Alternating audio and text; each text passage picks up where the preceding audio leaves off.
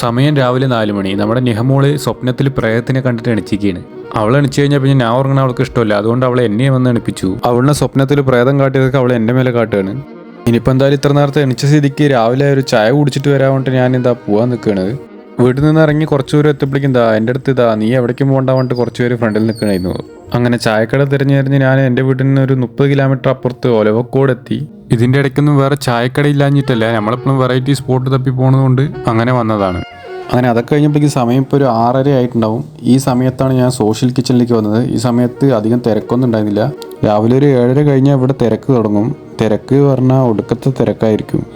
അപ്പോൾ നമ്മൾ രാവിലെ നേരത്തെ വന്നുകൊണ്ട് ഒരു അടിപൊളി ഫിൽറ്റർ കോഫിയും ഒരു ഗീദോശയും പറഞ്ഞു. അങ്ങനെ അതും കൊടുത്ത് നമ്മൾ നേരെ നമ്മുടെ ടേബിളിൽ പോയി ഇരുന്നിട്ട് കഴിക്കാൻ തുടങ്ങി.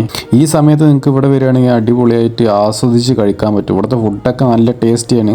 പക്ഷെ എന്താ വെച്ചാൽ ഫുൾ ടൈം നല്ല തിരക്കായിരിക്കും. ഞാനിപ്പോൾ ഈ വന്നത് ഈ ഒരു ടൈം 6:30 പറയുന്നത് ഇവിടെ അടിപൊളി ടൈമാണ്. അധികം തിരക്കില്ലാണ്ട് നമുക്ക് സെറ്റായിട്ട് കഴിച്ചിട്ട് പോവാം, ആസ്വദിച്ച് കഴിക്കാം. അപ്പുറത്തുള്ളത് കുളമൊക്കെയാണ്. കുളത്തേക്കൊക്കെ നോക്കിയിട്ട് ഒരു ഫിൽറ്റർ കോഫി കുടിച്ചാൽ അടിപൊളിയായിട്ടുണ്ടാവും. പാലക്കാട് ടൗണിൽ തന്നെ മൊത്തം 3 സോഷ്യൽ കിച്ചൺ ഉണ്ട്. ഞാനിപ്പോൾ നിൽക്കുന്നത് കാണിക്കാമാത സ്കൂളിൻ്റെ അവിടെയുള്ള സോഷ്യൽ കിച്ചണിലാണ്.